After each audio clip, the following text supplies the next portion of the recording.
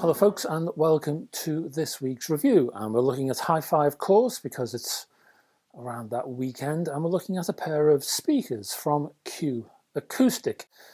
These speakers cost £899.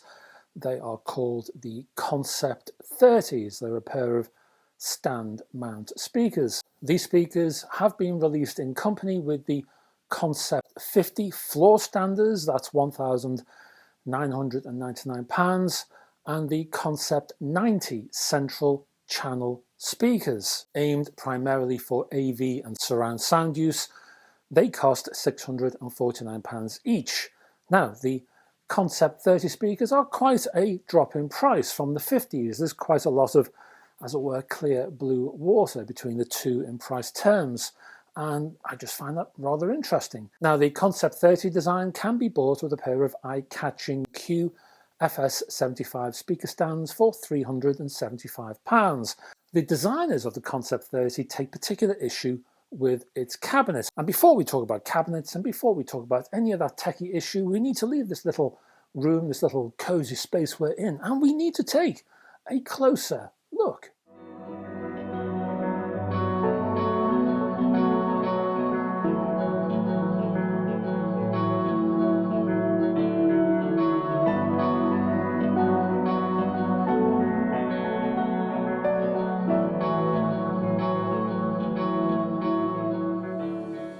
And welcome to the closer look section for the Q Acoustics Concept 30 stand mounted speakers. And for anybody familiar with this particular brand, well, these look like Q Acoustics speakers. There is a house style at play here, and as you can see in front of you, well, they retain that essential Q Acoustic look. Now, I was talking about cabinet design and emphasis on cabinet design, and really this is not the norm. Speakers tend not to run into a crowded room shouting about their cabinets. Mid-range this and bass that, sure, but not cabinets. Yet, that's where the principal issues lie according to Q Acoustics. That's your foundation. And that makes perfect sense. Get this right and everything else which is suspended within or fixed to it has a head start. And as I'm sure you would agree, it doesn't matter how great your house is, if it sits on shifting sands, the entire structure will ultimately collapse. That's the point, and that's the role of a speaker cabinet. This is why Q Acoustics talk a lot about its point-to-point internal bracing, first seen in the Concept 500, aiding rigidity and reducing low frequency vibration shift. Q Acoustics also talks about its gel core cabinet construction, which reduces high frequency cabinet derived noise. This means that the cabinet itself, well, it arrives in a series of layers, and sitting in between this layering is a gel type substance that never sets. Gel core never sets hard. It just sits there, gel-like and no doubt rather gooey, damping the impact of moving speaker drivers and getting in the way of high-frequency noise by converting that vibration into heat and dissipating that heat into the air. A sprung suspension system base plate is fitted to the bottom of the speaker, and again, this all helps to remove vibration and noise. In driver terms, well, up top is a sealed and isolated 25mm, that's 1-inch tweeter, and down below a 125mm, that's a 5-inch mid-bass unit, and affixed to the back is a large voice coil. Both of these drivers are fixed to a rather stiff aluminium baffle, and then that is then fitted to the cabinet itself. Again, extra rigidity. The crossover is isolated and mounted to the base of the speaker, again to help vibration removal. Now these speakers arrive in black, silver and white, and the design, especially my white review models that you can see here, well, I think the design looks rather interesting. It looks a little bit like something Dieter Rams would have cooked up for his original Braun company when he was releasing innovative hi-fi back in the 50s. With the Concept 30s, there's something, well, there's a vague vintage chic about these speakers, especially, oddly enough, when you look at the rear. Now these speakers are set at 6 ohms and they have a sensitivity of 87 decibels, and that might ring a few alarm bells in some heads because you may believe that these speakers are hard to actually run. But I didn't have any particular issues. Yes, I had to increase the gain on my preamp, but literally by what? 1, 2 clicks? Nothing outlandish and nothing to cause any concern whatsoever. In fact, I reckon you probably can get away with an amplifier of 25 watts or higher. If your amp is of that rating or higher, then you'll have no issues at all with these speakers. Spanning 284mm by 180 by 319mm, that's just over 11 inches by 7 by 12.5, 12.6 inches. These speakers weigh in at 12.3 kilograms, that's a tad over 27 pounds. But how do these things sound? How do they perform?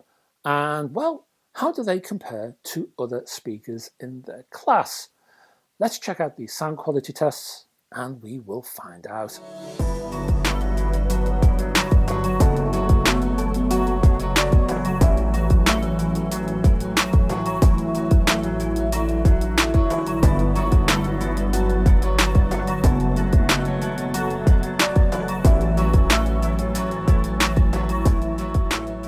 And welcome to the sound quality tests for the Q Acoustic Concept 30 stand-mounted speakers. And to begin these tests, I started with vinyl and I selected myself a little bit of, I suppose you'd call it, lounge core, and the King Singers album Encore and the track The Peanut Vendor.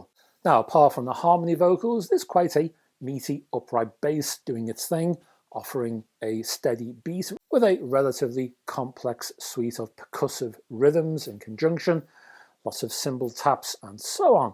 Now first off, the taxi rank of comparative speakers, I chose the 3030i's. So why am I including these speakers in this review at all?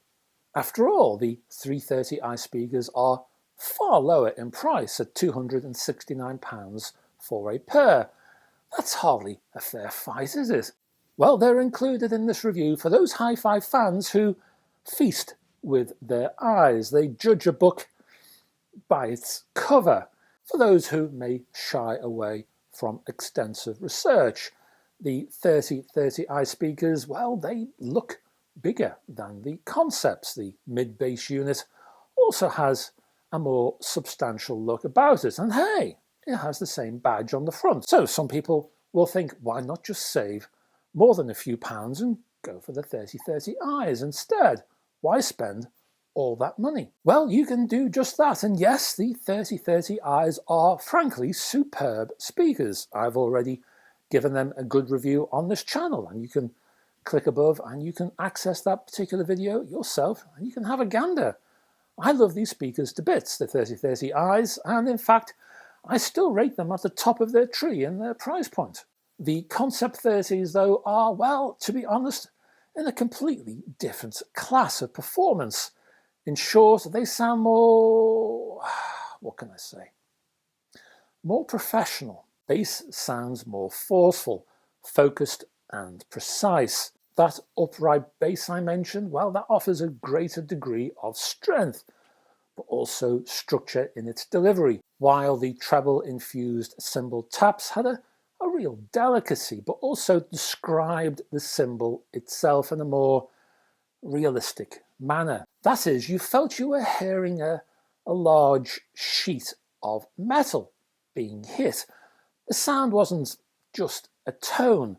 The cymbal sounded large and tonally impressive via the concepts. The percussion was also pushed a little further forward in the mix, providing lots of information that was slightly veiled via the 3030i speakers. Now, the meat of this track, you've got all of these male vocals coming together in harmony, and well, the concepts offered a better structure, superior imagery, and a mature and tonally accurate presentation.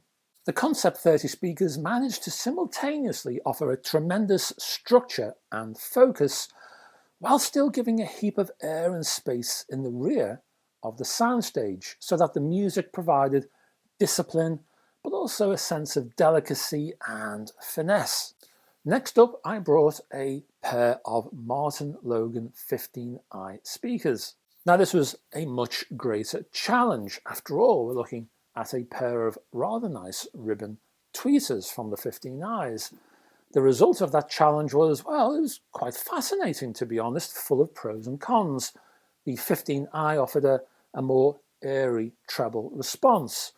That ribbon tweeter displayed a free and spacious suite of cymbal taps with a very long reverb tail sequence. The upper mids from the 15i's also benefited from that detail that swam around that part of the frequency spectrum. There was an extension here, a greater dynamic reach to some extent. Again, I've given the 15i's a good review and I highly recommend them, and you can click up yonder and have a look yourself. The issue I had with the 15i speakers when compared to the Concept 30s was that the 15i's didn't really have the control offered by the concepts. I felt that the 30s had a far stronger hold on what was going on. The Q Acoustics were more organized and structured. In comparison, the 15i's were a little naive in their delivery, a bit free and easy, and a little undisciplined around the mids and how those mids plugged in and connected to the bass. Now, the Martin Logans on their own sound superb, and I still rate them very highly indeed. But when you compare them A to B with the Concept 30s, the 15i's, well, they floundered around the mid-range area. Vocals lost a lot of positioning and poise. Imagery was a bit wayward. The soundstage itself, well, it was a bit of a mess. Bass on the concepts was also superior in terms of focus and precision. Yes, the 15i speakers were able to offer punch, but there was more weight and drive in the bass regions from the concepts. Next, well, I upped the challenge still further. I looked at Spendor and a pair of Spendor A1s.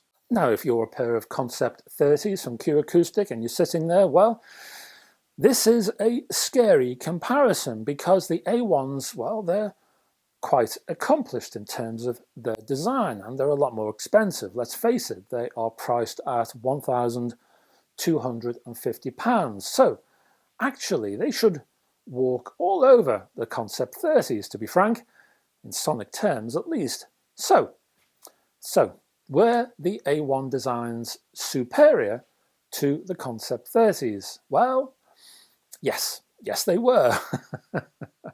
The A1 speakers sounded grown up for that extra, £350. The A1s sounded mature. The A1 speakers provided control and discipline and imagery and finesse and elegance. Now, let me say this. They offered everything that the Concept 30 speakers offered, in fact, just more of it. The thing is, though, the A1 speakers seem to offer all of this without even breaking sweat. The Concept 30s really needed to concentrate on what they were doing. The A1s, by comparison, were quite effortless. They were smooth, they glided.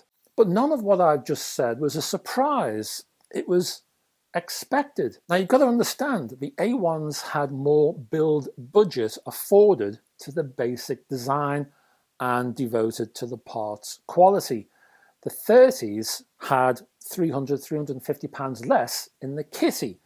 The 30s really had the deck stacked against them from the very beginning when you're comparing the A1s with those 30s. The 30s didn't really stand a chance in a straight fight. But what I found in the Concept 30's favour was how the 30s stood up to the challenge. That is, the 30s were on the right lines. I've already given you a whole heap of benefits that the A1s were effortless and they undertook the control and discipline and imagery and finesse and elegance. The 30s were actually doing all of this. They were doing the same thing.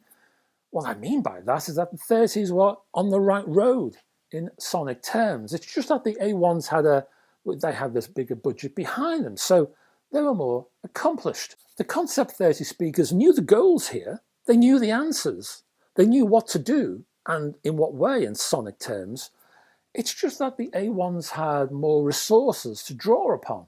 So on this basis, the Concept 30s performed remarkably well for the price. Now, going to more high energy recordings, I looked at a minimal synth duo, a French outfit called Deux, as in 1, 2, and Deux, and the track Game and Performance from the Decadence LP on the Minimal Wave label, utilising analog synths and spare vocals, but I also brought in a CD and a CD version of The Who's Sell Out. Now on both of these recordings, the bass was very firm indeed. It was deep, it was tight, but it never encroached upon the mid-range area. The vocals for both recordings sat around an airy stereo image with a 3D depth that provided plenty of nuance and emotion. The presentation for both, especially the minimal synth recording, was both spare but also packed with meaning, which was superbly translated by the Concept 30s. So how do I conclude this review? How do I bring all of that into context for the Q Acoustic Concept 30s?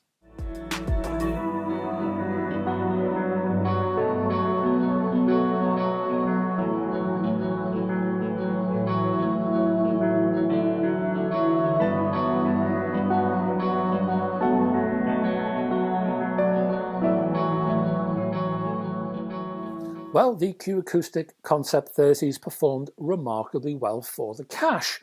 I felt that the 30s maximised their design specs. For a pair of speakers priced under £1,000, I never felt that the Q Acoustics were ever flustered. I never felt that the 30s were aimless in their performance. The Q Acoustics, in fact, provided superlative value for money. And I've said more than once in recent reviews, the way prices are going up across the board, from energy to food and everything else in this time of ours, well, value for money is now a critical aspect of hi-fi. And when you're making your purchase decisions, value for money is the priority right now. The design of the Concept 30s takes every penny of its asking price and gives you the very most it can. These speakers give you controlled, naturalistic bass that's full of information. The mids offer focus and an impressive tonal realism, while the treble is delicate and sophisticated. Now look, this point of view, it might change tomorrow. A quality competitor might turn up and completely change my mind. But as I make this video, as I'm talking to you now, right at this moment, if you're looking for a balanced speaker offering detail and finesse, well, the Q Acoustic Concept 30s are my #1 choice for speakers under £1,000. And that's it, folks. Thank you very much for staying with me to the end of this video, and thank you too for your wider support. It's much appreciated. If you haven't already done so, can I ask you down there somewhere to click on the like and subscribe buttons? Helps this channel to move forward, as it were, gracefully and gently and quietly. No fuss. Check out below for a whole raft of chapter headings which will enable you to navigate around this video at will. And also there's other links down there for social media platforms. There's my website, which has a whole heap of other reviews and other editorial you won't find on this channel. There is my Patreon page, and maybe if I could ask you to just consider supporting me on Patreon, because it keeps this channel going, folks, and I ain't kidding. The cash from those wonderful Patreon supporters keeps me going, keeps this channel alive. You'll also find some exclusive material on there, and also all of these videos have an early bird option on the Patreon page. So all of these videos will appear on the Friday of every week, and on YouTube or Sunday, isn't it? Sunday they appear. So there's that as well. Now, I'll be back on Tuesday for Tuneful Tuesdays, and I reckon we could do with a music magazine, and that's what we'll do. We'll have some vinyl reviews, we'll have some vinyl news, lots of vinyl in this next one. So I hope to see you then, and until that time, folks, bye bye for now.